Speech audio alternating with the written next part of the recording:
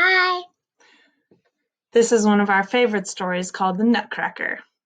And this story is famously retold over and over for generations. It's one of our favorites. And I teach it every single year that I've taught first grade. And we already watched all the Nutcracker series, and now this is the Nutcracker book. All right. The Nutcracker. It was Christmas Eve at the Schallbaum's house, and like children everywhere, Marie and Fritz were so excited that they could feel their toes tingle. Their parents were decorating the Christmas tree before the big holiday party, and Marie and Fritz were not allowed into the great room until it was done. They jostled each other to sneak a peek at the glittering tree through the keyhole. At last, the guests arrived, and the doors were thrown open. "Let the party begin!" everyone cried as they joyfully filled the festive room. This is going to be good. The children danced and played, and everyone was merry until the lights flickered and the room grew dark. A mysterious man with a young boy entered from the shadows. The man was dressed all in black, with a huge fluttering cape. The children scurried to hide under their parents. Just as he paused, he flung back his cape over his shoulder. Oh, there was nothing to fear. It was just Herr Drosselmeyer, Marie's beloved godfather. Marie flew into his arms for a hug and shyly met his young nephew. I think it's going to be really good because the clowns are getting funny. Herr Drosselmeyer was a toy inventor, and a visit from him was always full of surprises. The curious children, their eyes full of wonder, gathered around 3 huge boxes he had brought with him. Suddenly the boxes sprang open, and out leapt one life-size doll, and then another, and then another. The dolls danced for the delighted crowd. As the celebration continued, Herr Drosselmeyer beckoned to Marie. He had a special gift for her, a nutcracker. The Nutcracker was dressed as a handsome soldier with a white beard. Herr Drosselmeyer showed Marie how the Nutcracker could open and snap his mouth to crack nuts for everyone. Crack, crack. Marie was enjoying cracking nuts and passing them out to children when suddenly jealous Frisch swooped in and snatched the Nutcracker from her. He swung it around the room and smashed it down onto the floor with a loud bang. Marie burst into tears. Her beloved Nutcracker was broken. But Herr Drosselmeyer knew just how to fix the Nutcracker. He tied a scarf around the Nutcracker's head like a bandage and handed him back to Marie, who cradled him in her arms. Then Herr Drosselmeyer's nephew gave Marie a tiny bed that was the perfect size for the Nutcracker, and Marie nestled him into it to rest. The party was coming to a close, and everyone joined in for one last grand dance. When the music ended, the guests bundled up and made their way out into the frosty night air. Marie waved goodbye to her dear godfather and his handsome nephew, and it had been a long evening, and it was time for bed. Oh no, the mice! During the night, Marie woke, remembering that the Nutcracker was alone downstairs in his bed. She ran down to scoop him up.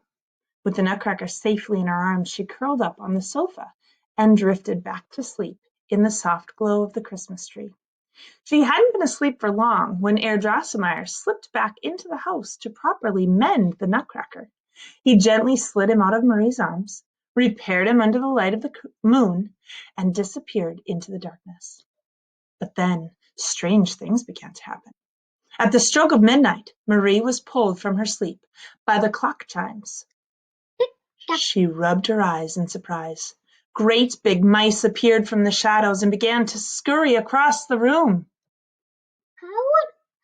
With a rumble and a shake, the tree began to grow before her eyes. The lights were flashing brightly as it rose higher and higher. Marie had never seen anything so big. How did the mice how mice can't even walk on. Remember, she's sleeping. It's her dream. Oh. Then Fritz's toy soldiers sprang to life. They marched into the battle to battle the mice. The mice were led by a fierce and terrible mouse king who wore a shiny crown on his head. Then the Nutcracker himself came to life, growing until he was the size of Marie. His bed, now huge, spun around and around. The Nutcracker leapt out of the bed and to lead the battle against the mice. The Mouse King towered over the Nutcracker, taunting him, when a quick-thinking Marie threw her slipper and it landed on the king's head. He turned to look away, and the Nutcracker toppled over him. The Nutcracker triumphantly claimed the Mouse King's crown of victory. So all those guys, they're like fighting all the other mice, and And Marie saved the day by throwing her slipper. In that very moment, the ancient spell had been cast on the Nutcracker, was broken. He transformed into a handsome prince who looked very much like Herr Drosselmeyer's nephew. The prince gallantly placed the crown on top of Marie's head and led her by her hand into the starry night beyond her house and deep into the forest toward the Christmas star snow began to fall. And look, there's little pretty and the girls. Glistening flakes began to dance. They're like little girls. Yep. The prince took Marie on a fantastic journey. They boarded a cozy walnut boat and sailed into the night, soon landing in an enchanted kingdom called the Land of Sweets. The Land of Sweets was a magical place filled with candy dripping in icing in magnificent, delicious colors as far as the eye could see. News of their arrival traveled fast, and Marie and the prince were greeted by the Sugar Plum Fairy, who reigned over the land. She welcomed them with a curtsy and with a wave and of her sparkly wand. A host of delights from her kingdom appeared before them. The prince told the story of their great battle with the Mouse King. "Oh, you are both very brave," the Sugar Plum Fairy said. Then she invited them to celebrate by settling in 2 magnificent candy thrones, with big bowls of chocolate, cake, and ice cream set before them. The Sugar Plum Fairy summoned everyone in the Land of Sweets to dance for the prince and Marie to honor of their victory. Those little guys who carrying the little sweets, they're funny and cute. They're cute. First, there was a delightful dance of spicy Spanish hot chocolate, heralded by the call of trumpets and snapping fingers.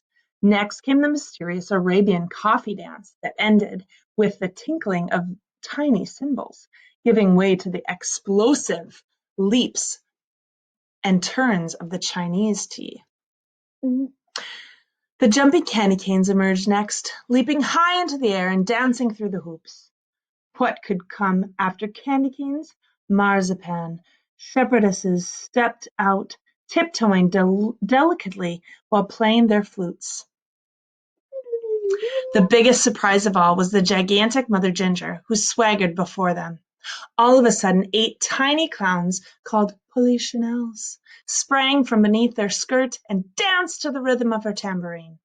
As Mother Ginger scooted her children off, a garden of flowers appeared.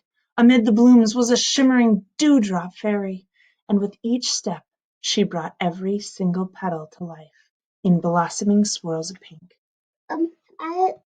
Finally, the regal Sugar Plum Fairy returned with her noble cavalier. They floated graciously about, and then she spun faster and faster before leaping into his arms. It was all so deliciously marvelous. With another wave of her wand, how does her skirt get so big? She's spinning around. With another wave of her wand, the Sugar Plum Fairy summoned her whole kingdom for a joyful farewell of celebration. Wow! As much as they wanted to stay, it was time for Marie and the prince to leave the Land of the Sweets and return to their families. As the lovely soft snow continued to fall, they climbed into a beautiful sleigh pulled by magical reindeer. Marie and the prince turned to wave goodbye to their new friends as they rode higher and higher into the sky, away from their sweet celebration and into the starry night. I really like that story. Isn't that a good one? We love the Nutcracker.